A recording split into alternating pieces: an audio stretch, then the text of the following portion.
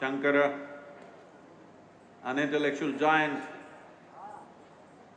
a genius of linguistics, above all, a spiritual light, pride of India.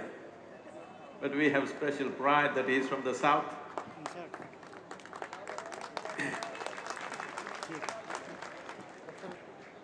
A seamless sense of wisdom, knowledge,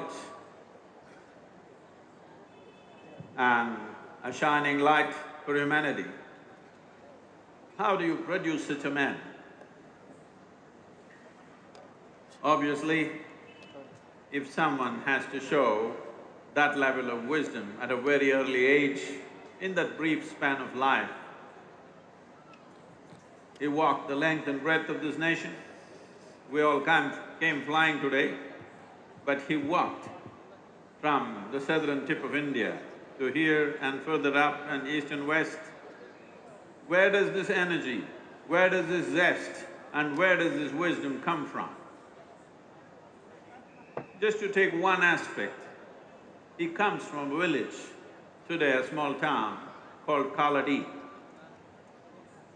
Kaladi literally means beneath the feet. This is the fundamental nature of this culture. Bharat means we always learnt how to be at the feet of the divine, to be Kaladi always. Not a culture of pumped up pomp, but a culture of natural piety. With this, just with this one aspect, we could produce great beings. This has been the tradition, this has been the culture of this nation, that not by being at the head, but being at the feet, we learned. By being at the feet, we evolved. By being at the feet, we blossomed. By being at the feet, we became shining lights to the rest of the world for a long time. It's once again time that we bring back this culture, we bring back this piety, we bring back this sense of humility, which has paid enormous dividend for this culture, that we learned how to bow down. Doesn't matter, it is a god or a man or a woman or a child or an animal or a tree or a rock, we learn to bow down to everything. This has been our strength, this has been our way, this has been the process and the method of our evolution and realization. This is very important today in the world, that all this knowledge, all this wisdom came not by faith, not by belief, but by realization. Well, 1,000 years ago, or well before Shankara, many have spoken, but the beauty of Shankara is the clarity, the intellectual clarity with which he expressed and the zest with which he spread it across the country. Many have said this before, right from the time of Adiyogi, many yogis, many mystics, many sages, many saints have said this, but it is the absolute clarity of intellect and the zest and the energy to be able to bring it to a whole nation, which makes Shankara stand out. Well, there are many aspects to this, but today, one thing that is important in this world is, unless the spiritual process in some way, if it does not run parallel to the scientific realizations that have happened,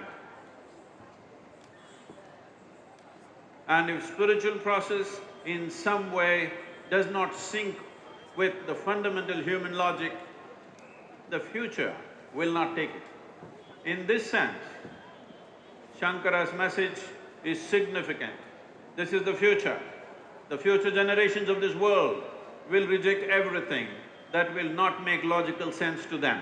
The future generations of the world will reject everything that is not scientifically correct. So in this sense, Shankara becomes very significant. There's a lot of misunderstanding, let me clear at least one for him, I think we owe it to him. A lot of people go about saying, what is the nonsense he's talking? Because he said everything is Maya. So the way it is being interpreted is, Maya means it doesn't exist. Maya does not mean it does not exist. Maya means an illusion. Maya means you are not seeing it the way it is. You are seeing it in a way that is good for your survival, but you are not seeing it the way it is. Today modern physics is telling you the entire universe is just a network of the one same energy. When we say Maya, here we are with this body which seems to be solid, but every day, because of the food that you eat, the water that you drink and the air that you breathe, 7% of this body is being exchanged on a daily basis. That means in 2 weeks, your entire body is gone and you have something new in the system. The atomic substance in this body, nearly 100% of it is gone in 1 year's time. This means every year you have a completely new body in a very fundamental sense. But in your experience, it looks like it's the same thing. This is the Maya.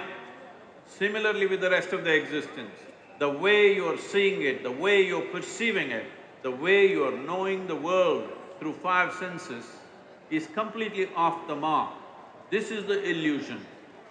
When we say a mirage, if you're driving on the road in the highway, you will see far away there seems to be water. Well, when you go there, definitely there is no water. This does not mean there was nothing there. There was some radiation which created this illusion. So this is Maya. What is one thing seems to be another thing.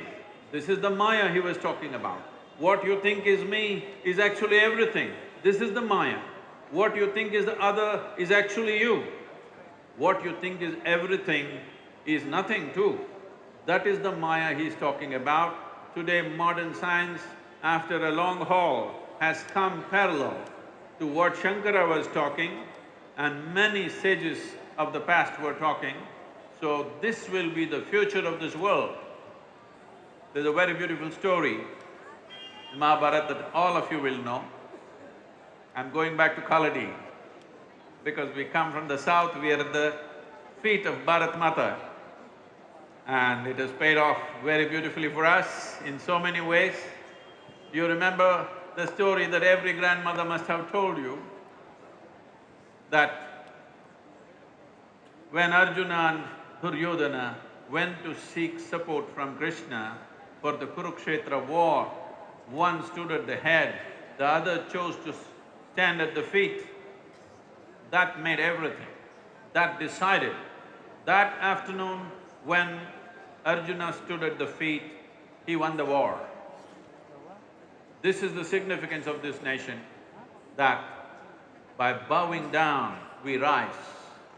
We don't rise by elbowing our way. We rise because we bow down to everything. Because our essential nature is this, we are Kaladi. Shankara comes from the village called Kaladi. It is very, very symbolic and important. And now being in Madhya Pradesh, the heartland of India, well, Shivraj ji is trying to turn this into the spiritual heartland because it's time. It is time the spiritual wisdom comes down from the mountains into the cities, into the towns, into the villages, above all, into the hearts and minds of people. Because this is going to be the greatest treasure, this is going to be the future of this nation, and because of… if we do this one thing, the entire world will seek guidance from this nation. It's very wonderful today that once again they have reignited the spirit of Shankara in this part of the country. I'm sure it'll spread to the rest of the world. Thank you very much.